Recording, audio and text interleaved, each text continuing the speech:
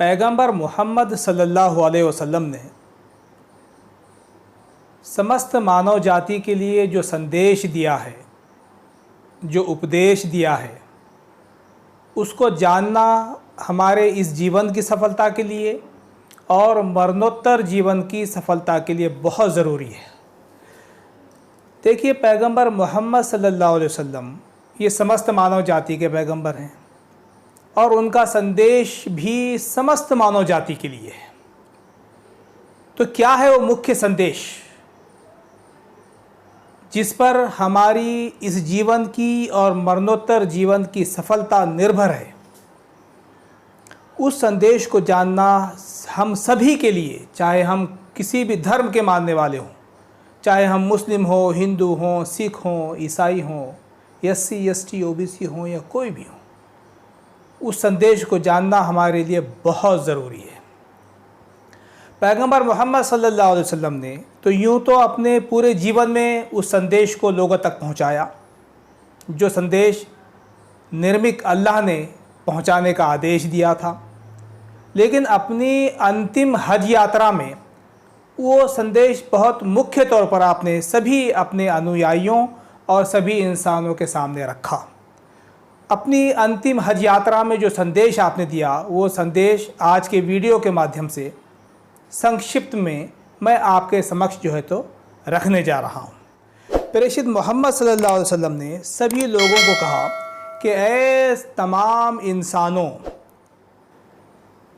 तुम सब का रब एक है, तुम सब का ईश्वर एक है, तुम सब का निर्मिक एक है। तुम्हारा निर्मिक, तुम्हारा ईश्वर ये केवल और केवल एक है। फिर आपने कहा कि तुम्हारा बाप एक है, तुम एक माता और पिता की संतान हो, इस नाते से तुम भाई भाई हो।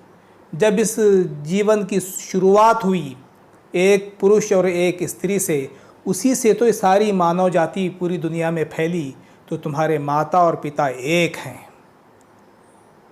फिर आपने कहा कि तुम सब बराबर हो, तुम्हारे दरमियान कोई ऊंच नीच और असमानता नहीं है।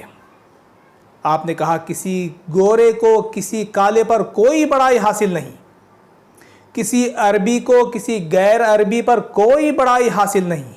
तुम सब समान हो ईश्वर की नज़र में। ईश्वर की नज़र में अगर बड़ा बनना है तो अच्छा अखलाक, अच्छे किरदार, नैतिकता और ईश भय अपने अंदर पैदा करो। नैतिकता के साथ जीवन बिताओ तो तुम अपने ईश्वर, अपने निर्मिक के पास बड़े कहलाओगे। जात की बुनियाद पर, वर्ण की बुनियाद पर कोई बड़ा और छोटा नहीं होता।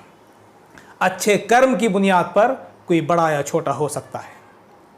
फिर प्रेषित मोहम्मद सल्लल्लाहु अलैहि वसल्लम ने आगे कहा कि ऐ सारे इंसानों, अच्छी तरह से सुन लो, तुम्हारा खून, तुम्हारा माल, तुम्हारी इज्जत एक दूसरे पे हराम है।